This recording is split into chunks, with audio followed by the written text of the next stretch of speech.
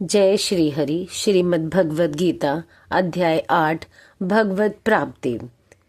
अर्जुन ने कहा, हे भगवान, हे पुरुषोत्तम, ब्रह्म क्या है, आत्मा क्या है, सकाम कर्म क्या है, यह भौतिक जगत क्या है तथा देवता क्या है? कृपा करके यह सब मुझे बताइए।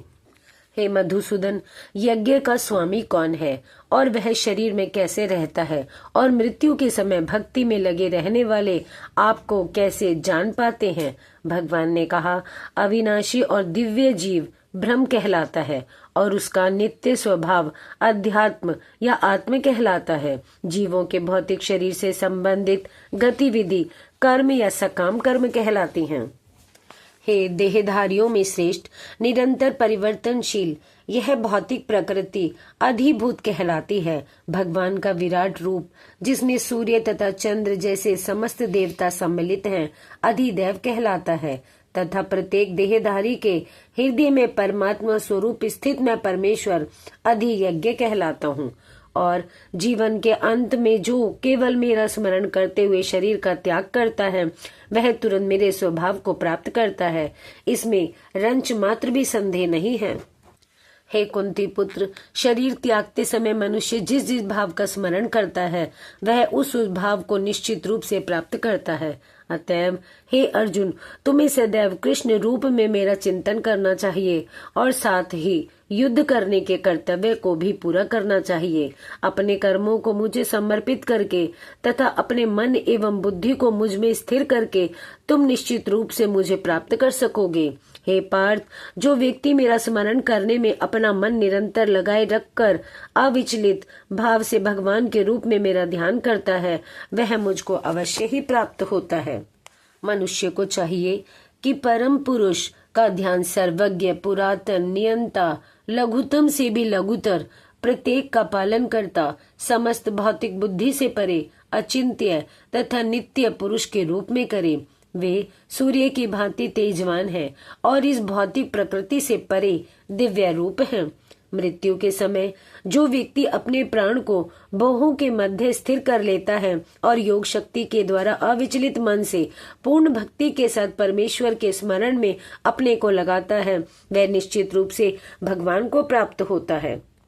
जो वेदों के ज्ञाता हैं, जो ओंकार का उच्चारण करते हैं और जो संन्यास आश्रम के बड़े बड़े मुनि हैं, वे ब्रह्म में प्रवेश करते हैं। ऐसी सिद्धि की इच्छा करने वाले ब्रह्मचर्य व्रत का अभ्यास करते हैं। अब मैं तुम्हें यह विधि बताऊंगा जिससे कोई भी व्यक्ति मुक्ति लाभ कर सकता है। समस्त इंद्रिय क्रियाओं के विरक्ति को योग की स्थिति कहा जाता है। इंद्रियों के समस्त द्वारों को बंद करके तथा मन को हृदय में और प्राण वायु को सिर पर केंद्रित करके मनुष्य अपने को योग में स्थापित करता है। इस योगाभ्यास में स्थित होकर तथा अक्षरों के परम संयोग यानी ओंकार का उच्चारण करते हुए यदि कोई भगवान का चिंतन करता है और अपने शरीर का त्याग करता है, तो वह निश्चित रूप से आध्यात्मिक लोकों को जाता है।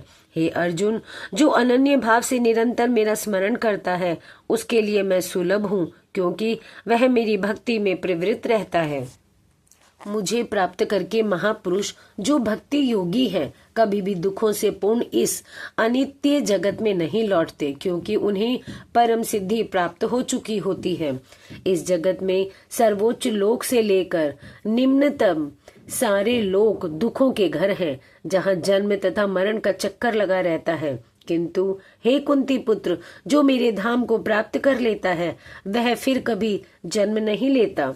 मानवीय गणना के अनुसार 1000 युग मिलकर ब्रह्मा का एक दिन बनता है और इतनी ही बड़ी ब्रह्मा की रात्रि भी होती है।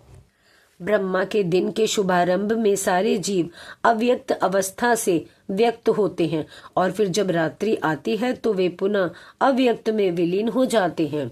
जब जब ब्रह्मा का दिन आता है तो सारे जीव प्रकट होते हैं और ब्रह्मा की रात्रि होते ही वे असहायवत विलीन हो जाते हैं। इसके अतिरिक्त एक अन्य अव्यक्त प्रकृति है जो शाश्वत है और इस व्यक्त तथा अव्यक्त पदार्थ से परे है। यह परा और कभी नाश न होने वाली है। जब इस संसार का सब कुछ लय हो जाता है, तब भी उसका नाश नहीं होता। जिसे वेदांती अप्रकट तथा अविनाशी बताते हैं, जो परम गंतव्य है, जिसे प्राप्त कर लेने पर कोई वापस नहीं आता, वही मेरा परम धाम है। भगवान जो सबसे महान है, अनन्य भक्ति द्वारा ही प्राप्त किए जा सकते हैं। यद्यपि वे अपने धाम में विराजमान रहते हैं, तो भी वे सर्वव्यापी हैं और उनमें सब कुछ स्थित है। हे भरत श्रेष्ठ, अब मैं तुम्हें उन विभिन्न कालों को बताऊंगा जिनमें इस संसार से प्रयाण करने के बाद योगी पुनः आता है अथवा नहीं आता। जो परब्रह्म के ज्ञाता हैं, वे अग्निदेव के प्रभाव में, प्रकाश में, दिन के शुभ लक्षण में, शुक्ल पक्ष में या जब सूर्य उत्तरायण में होता है, उन 6 मासों में इस संसार से शरीर त्याग करने पर उस परम ब्रह्म को प्राप्त करते हैं।